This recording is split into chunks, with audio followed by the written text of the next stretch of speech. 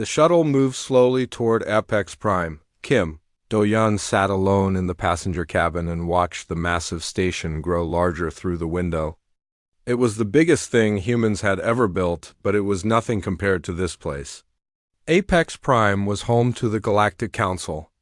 Representatives from 47 species lived and worked here. Some of their civilizations were older than human language itself. Do-yeon checked his uniform one more time. He was the first human ambassador to address the full council. His government had worked for 30 years just to get this invitation. Now he was here, and he carried the weight of 8 billion people on his shoulders. His communicator buzzed. It was a message from Admiral Park Yuna. "The fleet is ready. Say the word." He did not reply. Not yet. The shuttle docked with a soft bump. Do-yeon stood, took a deep breath, and walked toward the airlock. 2 alien guards waited for him on the other side. They were Rin, tall and thin with pale blue skin. They looked at him the way someone might look at a child who had wandered into an important meeting. "Ambassador Kim," one of them said. "Welcome to Apex Prime. The council is waiting." They led him through wide corridors made of white stone and metal. Other aliens passed by and stared at him. Some whispered to each other. Do-yeon kept his face calm and his steps steady. He had practiced this walk 100 times in simulations. He knew that every moment was being watched and judged. The council chamber was enormous. It was shaped like a bowl, with platforms rising up on all sides. Each platform held a delegation from a different species. Do-yeon walked down the central path toward the speaking floor. He could feel hundreds of eyes on him. High Speaker Valeth stood at the top of the chamber. She was the leader of the Rin Dominion and the current head of the council. She raised one hand and the room became silent. "We welcome the representative of Earth to this chamber," she said. Her voice was smooth and cold. "Humanity has been a spacefaring species for 200 years. This is a short time by galactic standards. However, they have requested the right to speak before us, and we have granted it." There was a murmur from some of the platforms. Do-yeon heard the word "children" spoken in several alien languages. He reached the speaking floor and turned to face the chamber. The platform where the Vorn Empire sat was directly in front of him. Supreme Commander Korthan sat there with his arms crossed. He was massive, with gray skin and deep-set eyes. He looked at Do-yeon and smiled. It was not a friendly smile. Do-yeon activated the display behind him. Images appeared in the air. They showed burning cities, dead bodies, and destroyed ships. These were human colonies. These were human people. 32 years ago, Do-yeon began, the colony of New Beeson was attacked. The Vorn Empire claimed it was a mistake, a rogue commander. The council accepted this explanation. No action was taken. He changed the image. Another ruined city. 21 years ago, the colony of Hedam was raided. 3,000 civilians were taken as slaves. The Vorn Empire said these people were criminals who had violated their space. The council accepted this explanation. No action was taken. Another image. More destruction. 12 years ago, the farming world of Miryang was bombarded from orbit. 40,000 people died in one night. The Vorn Empire said it was a training accident.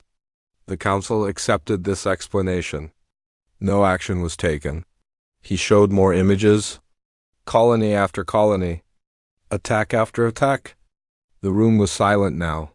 In 32 years, Do-yeon said, the Vorn Empire has attacked 17 human worlds. They have killed over 200,000 of our people. They have taken 60,000 as slaves. We have brought evidence to this council 9 times. 9 times we were told to wait.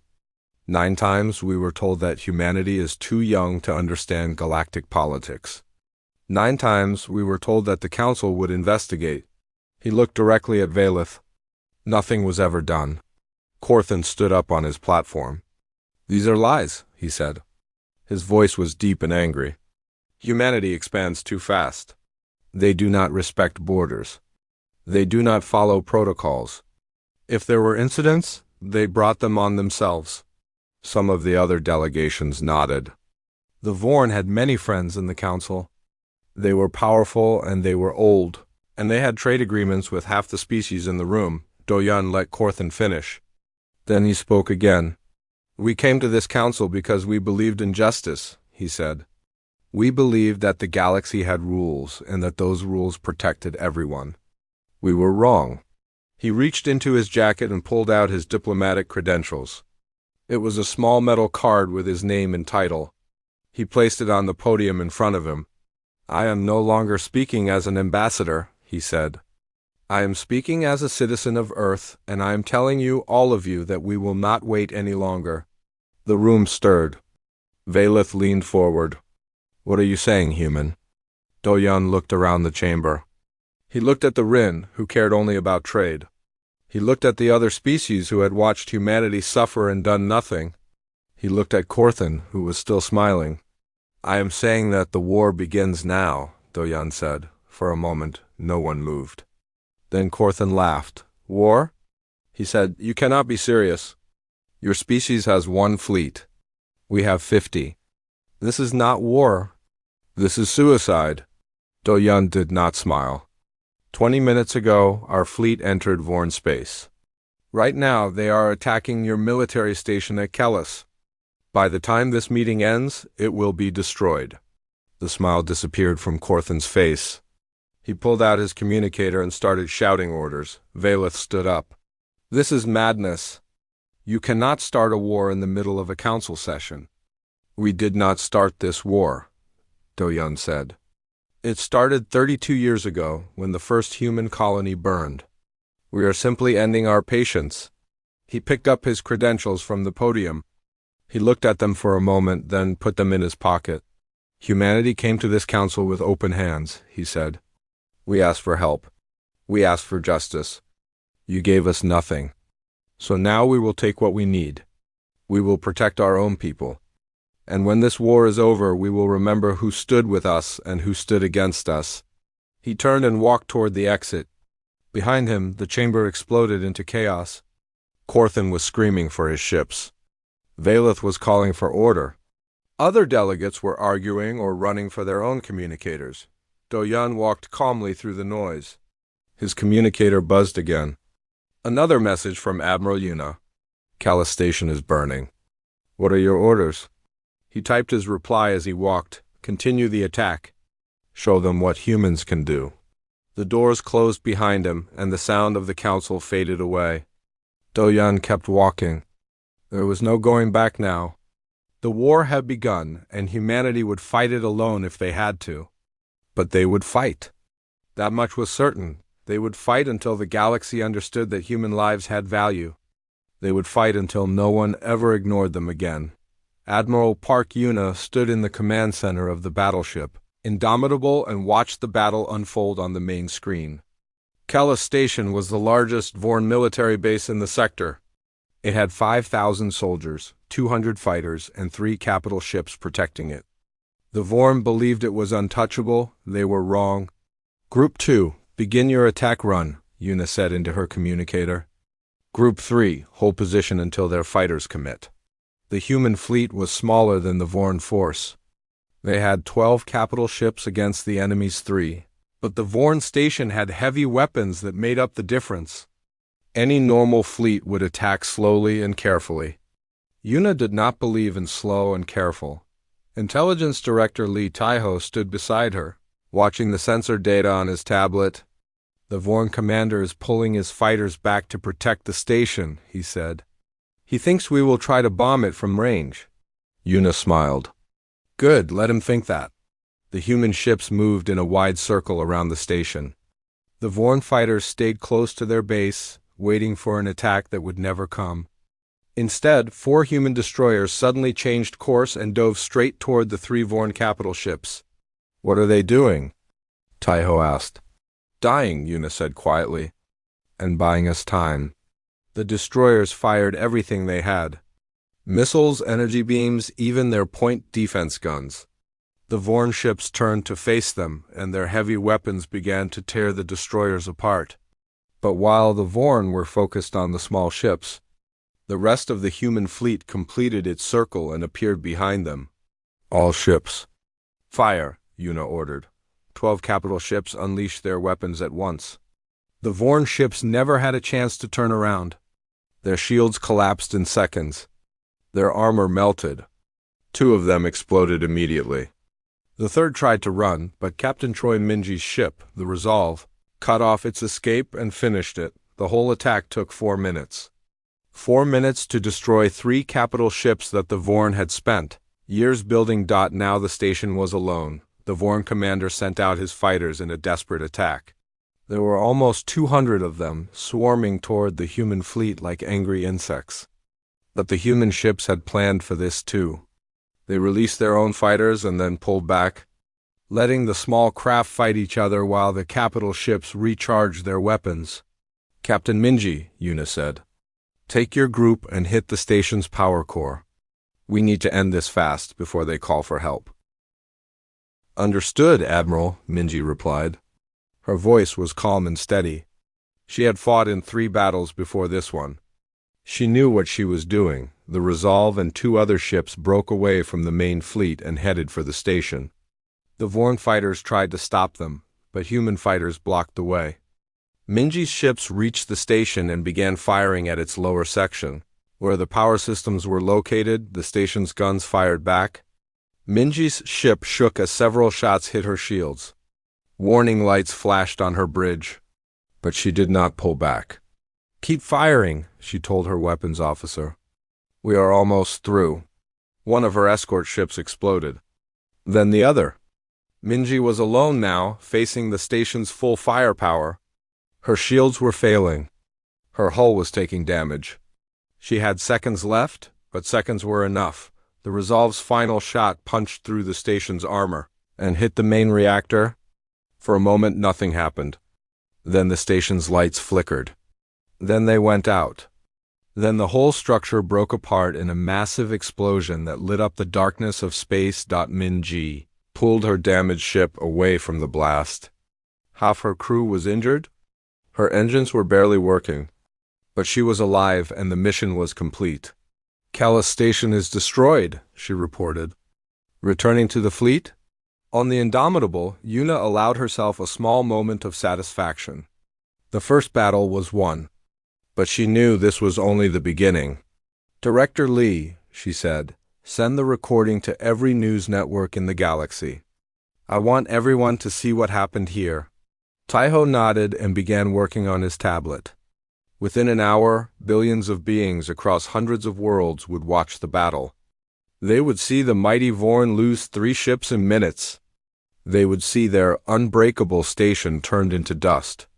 They would see that humans could fight. The reaction was immediate. The Vorn Empire demanded that the Galactic Council declare war on Earth. Supreme. Commander Corthan spoke to the Council from his flagship, his face dark with anger. This was an unprovoked attack, he said. Humans have shown themselves to be violent and dangerous. They must be stopped before they threaten the entire galaxy. High Speaker Valeth listened carefully. She was worried. The Rin Dominion had many trade agreements with the Vorn, but they also traded with other species who were now looking at humanity with new eyes. If the Council fully supported the Vorn, those species might turn against the Rin. The Council will discuss this matter, Valeth said carefully. We cannot make hasty decisions. Corthan's eyes narrowed. Hasty? They destroyed our station. They killed our soldiers. And you killed their colonists for 30 years? Said a new voice. Everyone turned to look. It was Sela, the representative of the Neutral Worlds Coalition. She was small and quiet, and she usually never spoke in council meetings. But now she stood on her platform and faced Corthan directly. We have all seen the evidence the human ambassador presented, she said. We have all known about the Vorn attacks for years. We did nothing. Perhaps we should not be surprised that humanity decided to act on their own. Corthan pointed at her. You support these humans? You support war and violence? I support the right of any species to defend themselves, Sailor replied. That is supposed to be one of the basic laws of this council. Or does that law only apply to the powerful? The chamber buzzed with conversation. Some species agreed with Sela, Others supported Corthan. The council was splitting down the middle, back on the indomitable. Yuna received a message from Earth. It was from Doyan, who had returned home after his speech at the council. The council is divided, the message said. Corthan is demanding full war powers. Valith is stalling. We have time, but not much. What is the status of the fleet? Yuna typed her reply. Kala Station is destroyed. We lost 3 destroyers and have heavy damage on several other ships. But we can continue. What are our next targets? The answer came quickly. Vorn shipyards in the Moran system. If we destroy their ability to build new ships, we can win this war before it really starts. But be careful. They will be expecting you now. Yuna looked at the main screen. Her fleet was regrouping. The damaged ships were being repaired. The crews were tired but proud. They had won their first real battle against an enemy that everyone said was unbeatable. She thought about the 4 destroyers that had sacrificed themselves at the start of the battle. She thought about the crews who had died so that the rest of the fleet could win. This was the cost of war. This was what it meant to fight for your people. Set course for the Moran system, she ordered. We move in 6 hours. The Indomitable's engines came to life. Around it, the rest of the fleet began to move. 12 ships against an empire. It should have been impossible. But humanity had learned something important in its 200 years among the stars. Nothing was impossible if you were willing to pay the price, and humanity was willing to pay. Kim. Doyan sat in a small room on a station called Haven's Rest. It was far from Apex Prime, far from Earth, and far from the war. That was why he had chosen it. He needed to have a conversation that no one else could hear. The door opened and Sayla walked in. She was even smaller in person than she had seemed in the council chamber. Her skin was a soft green color, and her eyes were large and dark. She looked nervous. "Thank you for coming," Doyan said. He stood and offered her a chair. "I know this is a risk for you." Sayla sat down carefully. "If Corthan finds out I am meeting with you, he will call it treason. The Vorn have long memories." "So do we," Doyan said. He sat across from her. "That is why I asked you here. You spoke for us in the council. I want to know why." Sayla was quiet for a moment. Then she said, "My people were conquered by the Vorn 300 years ago. We are technically free now, but we still pay tribute to them. We still follow their rules. We still bend our heads when their ships pass through our space." She looked at Doyan with her dark eyes. "When I saw your ambassador speak, when I saw him put down his credentials and declare war, I felt something I had not felt in a long time." "What was that?" Doyan asked. "Hope," Sayla said. Doyan leaned forward. "The Neutral Worlds Coalition has 12 member species. How many of them feel the same way you do?" "All of them," Sayla said. "We have lived under the shadow of the Vorn Empire for centuries. We have watched them bully and threaten and take whatever they want. The Council does nothing because the Vorn are too powerful. But you have shown that they can be hurt.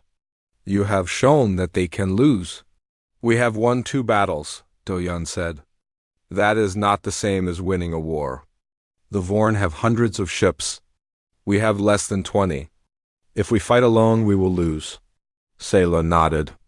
"That is why I am here. The Neutral Worlds want to help you. But we need something in return. What do you need?" "Protection," Sayla said. "If we join your side and you lose, the Vorn will destroy us. They will burn our worlds and sell our people as slaves. We need to know that you can win. We need to know that you will not abandon us." Doyan understood. This was the hard part of building alliances. Everyone wanted guarantees. Everyone wanted to be safe. But in war, no one was ever safe. "I cannot promise that we will win," he said honestly. "But I can promise that we will fight until the end. And I can promise that any species that stands with us will be treated as an equal partner. We will share our technology. We will share our resources. And when the war is over, we will build something new together. Something better than what the Council has become." Sayla studied his face for a long time. Then she extended her hand in the human gesture she had obviously practiced. "Then we have an agreement," she said. Do-Yun shook her hand. It was the beginning of something important. While Do-Yun was building alliances, Intelligence Director Lee Taiho was fighting a different kind of war. He sat in his office on Earth and watched data scroll across his screens. He was looking for information, secrets, weaknesses. "Play the file again," he said to his assistant. The screen showed a video from a Vorn colony world. Vorn soldiers were forcing a group of aliens into transport ships. The aliens were crying and screaming. Some of them were children. "This was taken 6 months ago," Taiho said. "These are Pelian refugees. The Vorn conquered their homeworld and have been using them as forced labor ever since." His assistant, a young woman named Osomin, looked troubled. "How did we get this?" "We have sources inside the Vorn Empire," Taiho said. "People who are tired of the way things are. People who want change." He pointed at the screen. "I want this video sent to every news network in the galaxy. I want everyone to see what the Vorn really are." The video spread fast. Within days, billions of beings had watched it. They saw the crying children. They saw the brutal soldiers. They saw the truth that the Vorn had hidden for so long. The reaction was powerful. On dozens of worlds, people protested against the Vorn. They demanded that their government stop trading with the Empire. They demanded justice for the victims. On the Rin homeworld, High Speaker Valeth faced a crisis. Her people were angry. They had seen the videos and they did not like what they saw. For the first time in her career, she was not sure what to do. "We cannot support the Vorn any longer," her advisor told her. "Public opinion is turning against them. If we stay on their side, we will lose the next election." Valeth knew he was right. But she also knew that changing sides in a war was dangerous. The Vorn would see it as betrayal, and the Vorn never forgot betrayal. "We will stay neutral for now," she decided. "We will not help the Vorn, but we will not help the humans either. We will wait and see who wins." It was a coward's choice, but it was also a smart one. The Rin were survivors. They had stayed powerful for thousands of years by always choosing the winning side. Valeth would wait until the winner was clear, but her decision hurt the Vorn badly. Without Rin support, they could not get the Council to declare war on Earth. They were alone, supreme. Commander Corthan raged in his command chamber. Everything was falling apart. His station was destroyed. His shipyards were burning. His allies were abandoning him. And the humans just kept coming. "They are insects," he growled to his officers. "They are nothing." "How are they doing this?" His chief strategist, a thin Vorn named Halek, answered carefully. "They fight differently than we expected. They do not follow the standard patterns. They attack where we are weak. They run away when we are strong. They never give us a fair battle." "Then we will go to them," Corthan said. "We will take the full fleet to their homeworld. We will burn their planet and end this war." Halleck looked worried. "Sir, that would leave our own territories undefended. The client species are already restless. If we pull the fleet away, they might rebel." "Let them rebel," Corthan said. "Once we destroy Earth, they will remember their place. They will remember why they fear us." He gave the order. Every Vorn warship would gather for the attack on Earth. It would be the largest fleet in the history of the Empire. It would be unstoppable. On the other side of the galaxy, Admiral Park Yuna received the news from her scouts. The Vorn were coming. All of them. She called her officers together on the Indomitable. Captain Troy Minji was there, her arm still bandaged from the last battle. Huang Jisu had come from Earth to represent the government. Director Taiho was connected by video from his office. "The Vorn fleet will reach Earth in 3 weeks, Yuna said. They have over 500 ships. We have 32, plus whatever our allies can send." The room was quiet. Everyone knew what those numbers meant. "Can we win?" Jisu asked. Yuna looked at the star map on the wall. She looked at Earth, the small blue dot that was home to everything she loved. "We have been preparing for this moment for 50 years, she said. Every weapon we have built, every defense we have planned, every trick we have learned. It was all for this. The Vorn are coming to destroy us. We are going to show them that humans do not die easily. She turned to face her officers. Send word to our allies. Tell them the final battle is coming.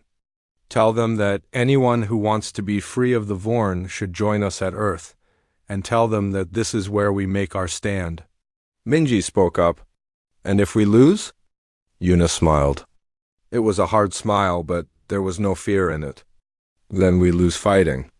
And the galaxy will remember that we never gave up. That has to count for something. The officers nodded. They had their orders. The war was coming to Earth, and they would be ready for it. Whatever it took, the Vorn fleet came out of hyperspace like a dark cloud. 512 warships, the largest force ever assembled by the Empire. They filled the space at the edge of the Sol system, their weapons hot and their crews hungry for revenge. Supreme Commander Corthan stood on the bridge of his flagship, the Dominance, and looked at the small blue planet in the distance, Earth, the home of the humans who had dared to challenge him. In a few hours it would be ash and dust. Send them my message, he ordered. His communications officer opened a channel. Corthan's voice went out to every ship, every station, and every person in the solar system. Humans of Earth, he said, you have 1 hour to surrender. Give us your leaders. Give us your fleet. Bow down and accept your place as servants of the Vorn Empire.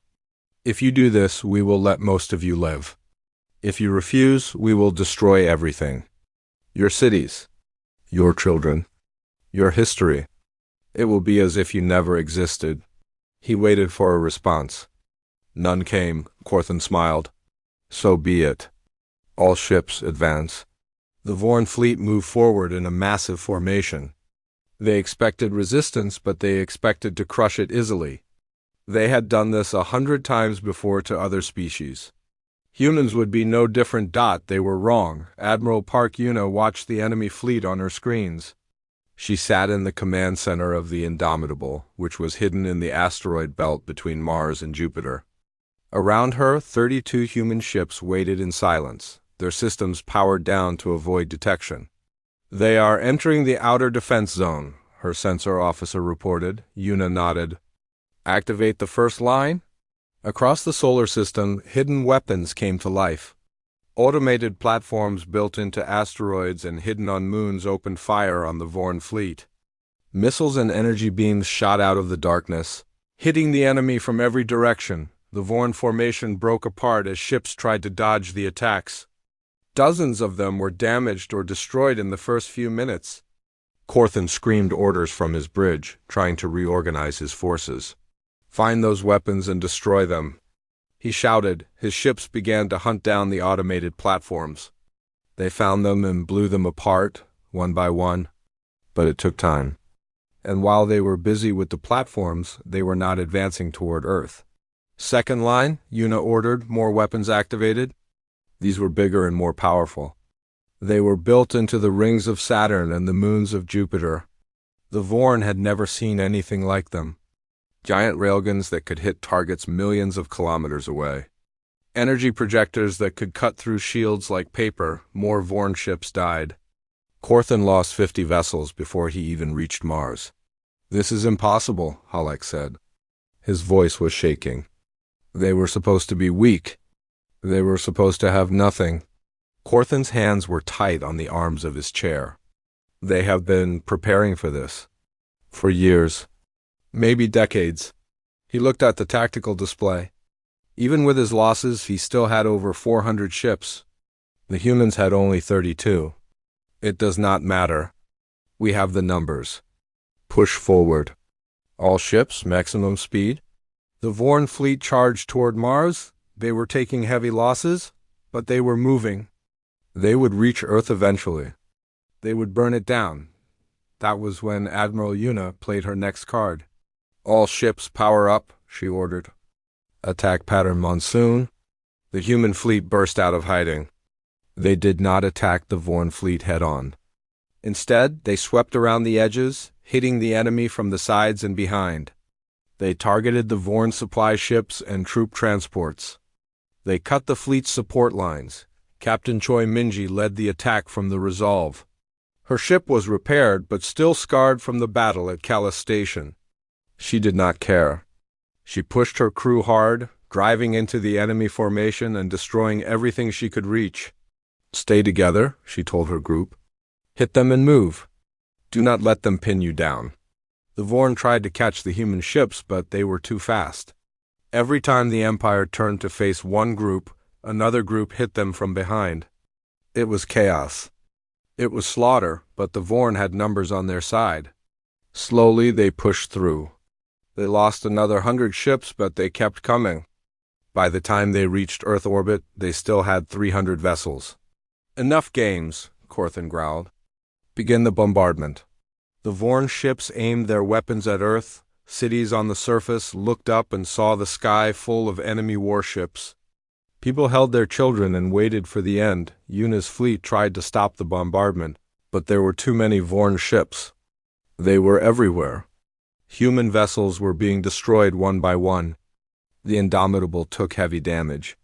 The Resolve was on fire. "Admiral," the communications officer said, "we are receiving a transmission from the outer system." Yuna looked at her screen. Her heart jumped. Ships were coming out of hyperspace. Hundreds of them. They were not human ships. They were the ships of the Neutral Worlds Coalition. Sayla's voice came over the communicator. "Sorry we are late. Where do you need us?" Yuna laughed. It was the first time she had laughed in weeks. "Hit them from behind. Cut off their retreat." The Coalition fleet swept into battle. 12 species who had been afraid of the Vorn for centuries. 12 species who had decided that today was the day to stop being afraid. Corthan's face went pale as he saw the new arrivals. He was surrounded. His supply lines were gone. His fleet was trapped. "Sir," Halleck said urgently, "we need to retreat. We cannot win this." "No," Corthan said. But his voice was weak. He knew Halleck was right.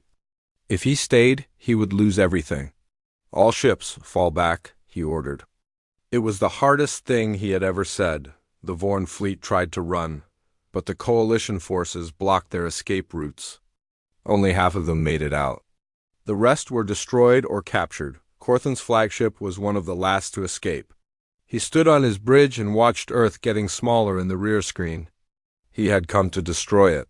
He was leaving in defeat. In Earth orbit, the human and Coalition fleets regrouped. Hundreds of ships from a dozen species all working together. They had won. Earth was saved. On the Indomitable, Admiral Yuna sat down in her chair and closed her eyes.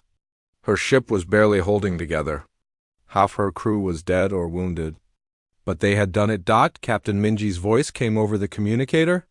The Resolve was in bad shape, but it was still flying. "Admiral," Minji said, "the Vorn are running. Should we pursue?" Yuna thought about it. She thought about all the people who had died. She thought about the colonies that had burned for 30 years. She wanted to chase Corthan and destroy him, but she also thought about the Coalition ships around her. They had come to help. They had trusted humanity. She could not throw that away by being reckless. "No," she said. "Let them go. We need to regroup and help our wounded.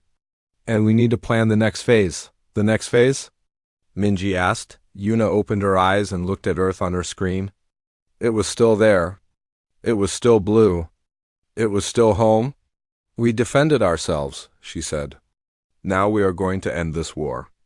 We are going to make sure no one ever has to fear the Vorn again." Across the fleet, crews who had been fighting for hours finally stopped to rest.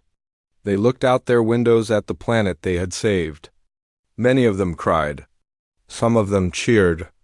All of them understood that something important had happened. Humanity had stood against the strongest empire in the galaxy and won. They had not done it alone.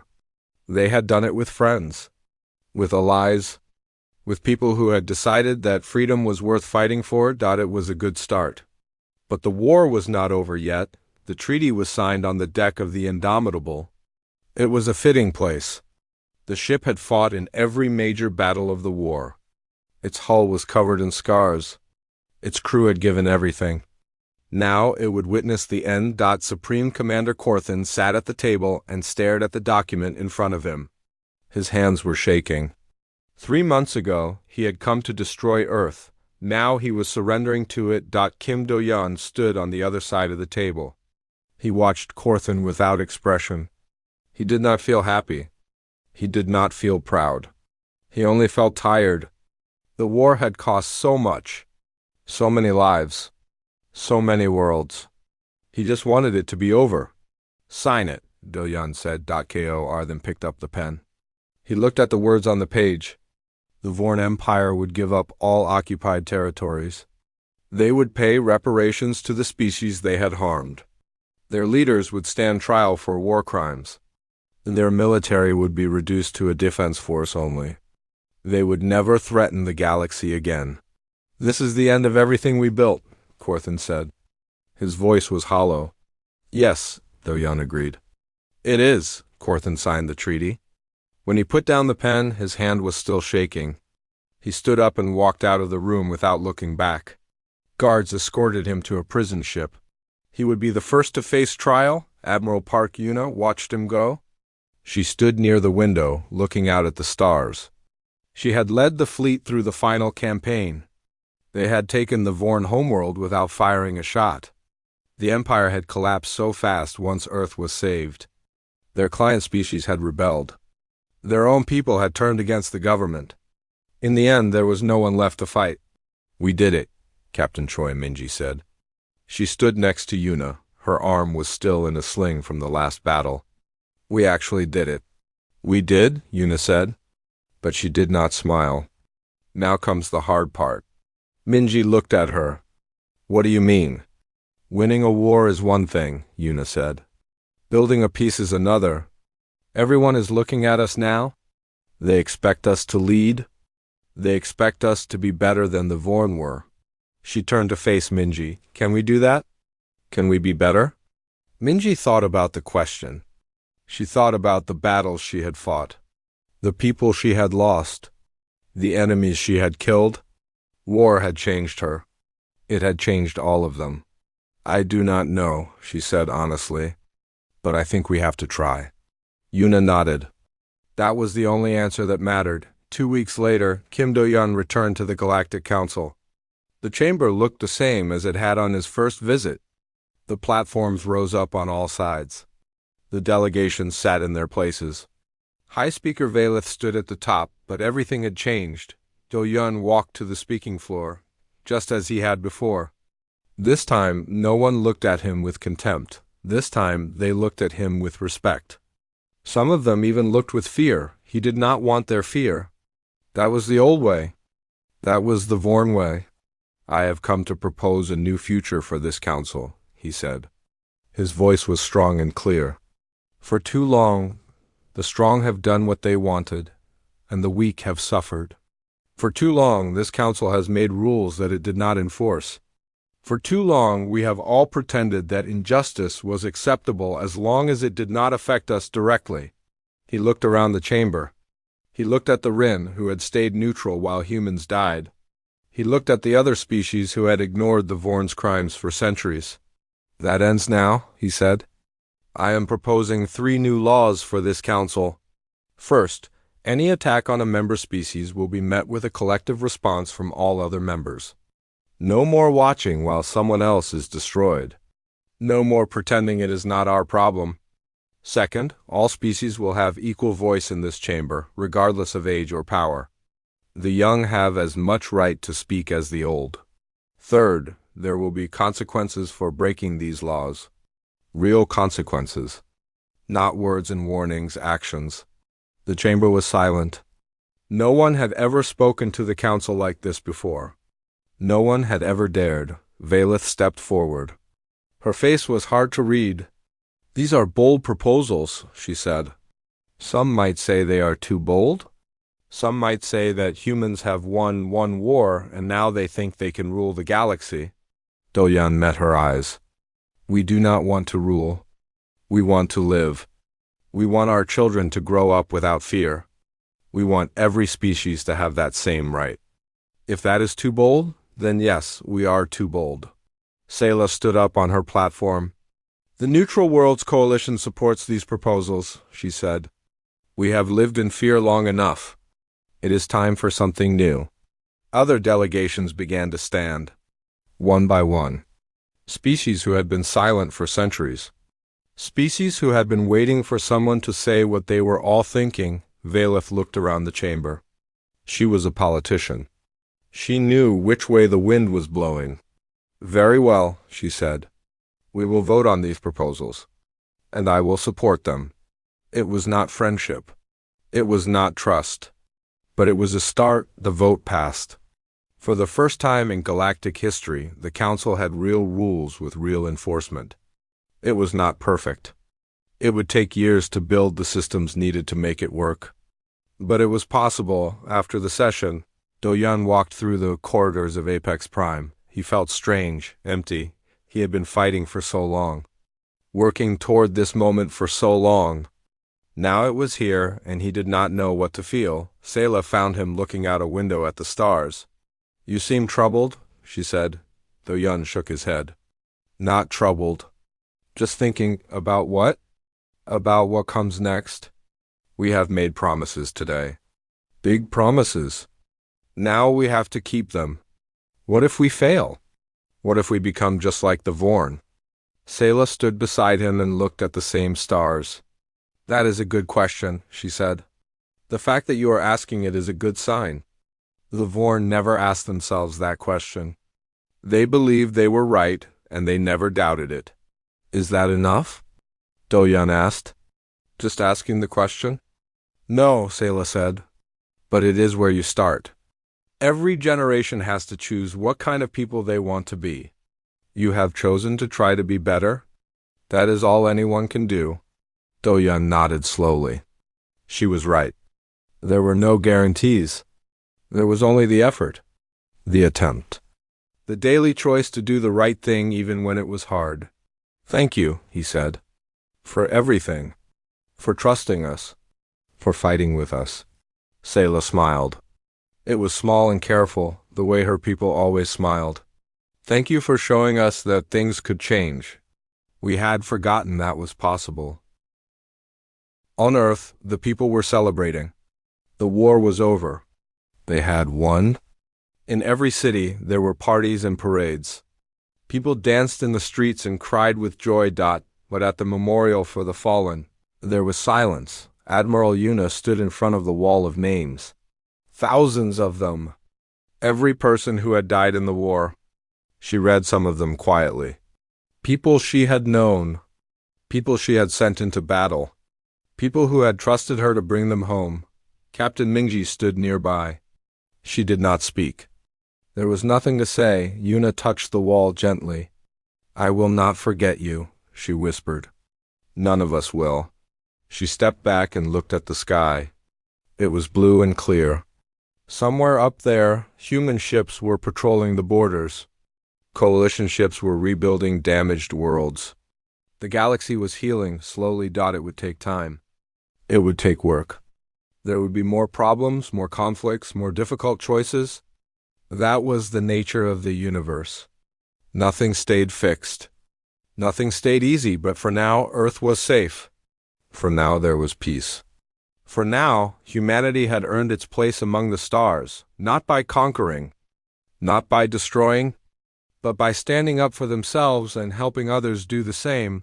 That was something worth remembering. Far away on a Vorn colony world, a young student sat in her classroom. Her teacher was telling her about the war, about how the Empire had fallen, about the humans who had fought against them. The student raised her hand. Teacher, she said, why did the humans fight so hard? They were smaller than us, younger than us. They should have lost. The teacher was quiet for a moment. He looked at his students, the next generation who would grow up in a galaxy without the Empire. Because they believed they had a right to exist, he said finally. They believed their lives had value, and they were willing to prove it. The student thought about this. She did not fully understand it yet. She was young, but someday she would. Someday she would look at the galaxy and see what it had become, and she would understand why the humans had fought, because some things were worth fighting for, and some things were worth building. The story of humanity among the stars was just beginning. What came next, no one could say. But whatever it was, they would face it the same way they had faced the Vorn, together, unafraid, ready. That was what it meant to be human.